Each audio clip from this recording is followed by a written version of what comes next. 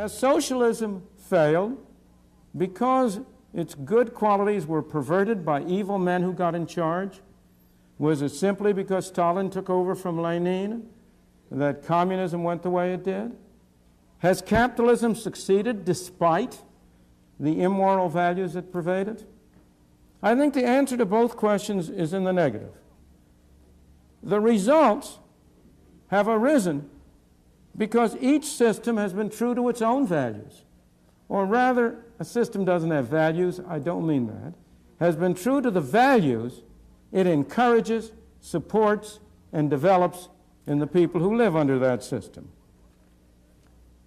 What we're concerned with in discussing moral values here are those that have to do with the relations between people.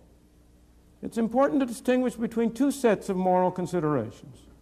The morality that is relevant to each of us in our private life, how we each individually conduct ourselves, behave. And then what's relevant to systems of government and organization are the relations between people. And in judging relations between people, I do not believe that the fundamental value is to do good to others, whether they want you to or not. The fundamental value is not to do good to others as you see they're good. It's not to force them to do good. As I see it, the fundamental value in relations among people is to respect the dignity and the individuality of fellow men. To treat your fellow man not as an object to be manipulated for your purpose, but to treat him as a person with his own values and his own rights, a person to be persuaded, not coerced, not forced, not bulldozed, not brainwashed. That seems to me to be a fundamental value in social relations. Whenever we depart from voluntary cooperation and try to do good by using force, the bad moral value of force triumphs over good intentions. And you realize this is highly relevant to what I am saying, because the essential notion of a capitalist society, which I'll come back to, is voluntary cooperation, voluntary exchange. The essential notion of a socialist society is fundamentally force. If the government is the master, if society is to be run from the center, what are you doing? You ultimately have to order people what to do. What is your ultimate sanction? Go back a ways. Take it on a milder level.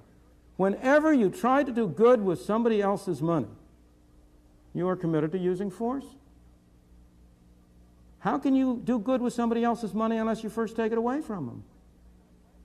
The only way you can take it away from them is by the threat of force. You have a policeman, a tax collector, who comes and takes it from you. This is carried much farther if you really have a socialist society. If you have an organization from the center, if you have supposed government bureaucrats running things, that can only ultimately rest on force. But whenever you resort to force, even to try to do good, you must not question people's motives. Maybe they're evil sometime, but look at the results of what they do. Give them the benefit of the doubt. Assume their motives are good. You know, there's an old saying about the road to hell being paved with good intentions. You have to look at the outcome. And whenever you use force, the bad moral value of force triumphs over good intentions. The reason is not only that famous aphorism of Lord Acton. You all know it, you've all heard it. Absolute power corrupts. Power corrupts. Absolute power corrupts absolutely. That's the whole aphorism. That's one reason why trying to do good with methods that involve force lead to bad results. Because the people who set out with good intentions are themselves corrupted. And I may add, if they're not corrupted, they're replaced by people with bad intentions who are more efficient at getting control of the use of force. But also, the fundamental reason is more profound. The most harm of all is done when power is in the hands of people who are absolutely persuaded of the purity of their instincts, of their and the purity of their intentions. Thoreau said that philanthropy is a much overrated virtue. Sincerity is also a much overrated virtue. Heaven preserve us from the sincere reformer who knows what's good for you and by heaven is going to make you do it whether you like it or not. That's when you get the greatest harm done. I have no reason to doubt that Lenin was a man whose intentions were good. Maybe they weren't. But he was completely persuaded that he was right, and he was willing to use any methods at all for the ultimate good. Again, it's interesting to contrast the experience of Hitler versus Mussolini. Mussolini was much less of a danger to human rights because he was a hypocrite. Because he didn't really believe what he was saying. He was just in there for the game. He started out as a socialist. He turned to a fascist. He was willing to be bribed by whoever would bribe him the most.